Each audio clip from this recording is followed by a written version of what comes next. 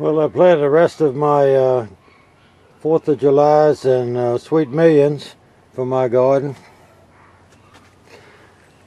I got to plant some more flowers today. That's the tomatoes I've got left that I will also transplant. They're the ones that I'll sell and give away. The ones I sell helps offset my cost.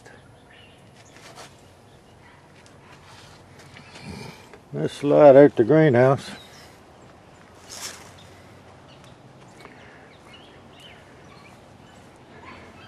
There are the butter boys that we planted the other day on the video. There are the marigolds. Might notice that one's real tall and one's not. Those are a French dwarf. They don't get but so tall. They're great in a whiskey barrel type setup. Now I'm going to ask you all a question and see who out there knows what this is.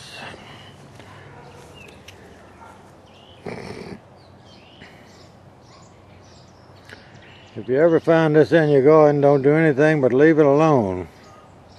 Yesterday when I was cleaning up down the river, I found this in the brambles that I cleaned up next to our boathouse.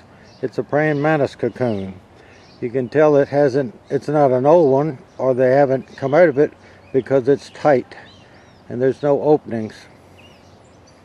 On this side you'd see probably 100 or more slits where they came out of the cocoon. The best thing to do with this, when you find it somewhere else and want it in your yard, take a couple clothespins, put it in the center of your yard on a bush, and you can hide it a little bit down in the bush so that it's not exposed to the outside, and just clip it on with your clothespins. Then when they hatch out, they can disperse around your yard rather than on one end or corner of your yard. And they need to disperse because they're hungry when they come out, and I have a feeling that they eat themselves, and that reduces population. But it's a great creature to have in your yard. Don't ever kill a praying mantis. They look horrendous, but they're not going to do you any harm. They just look fearful.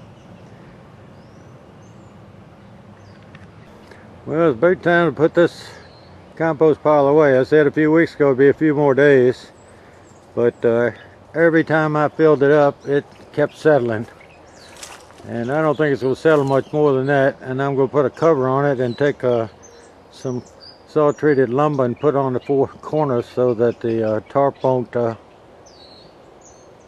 off in the wind. It does need moisture to compost, so every now and then you have to take a cover off of it if you think a rain's coming, so that it'll keep wet. Otherwise you'd have to wet it with a hose. And I'll tell you about how hardy tomato plants are.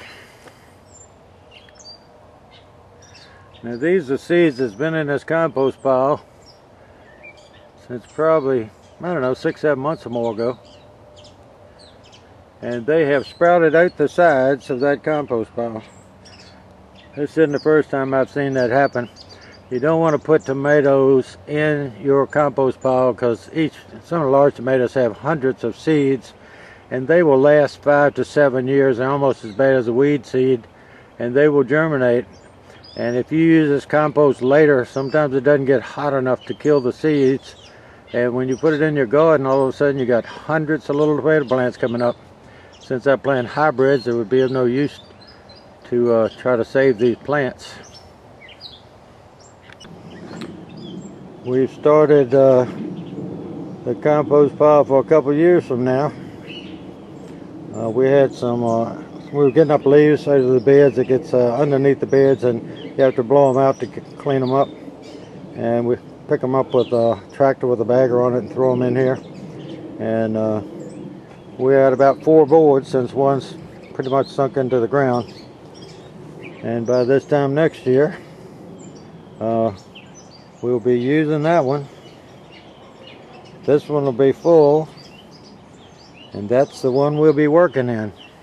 And that's the one that I'm going to primarily take most of that to the river. Thanks for watching.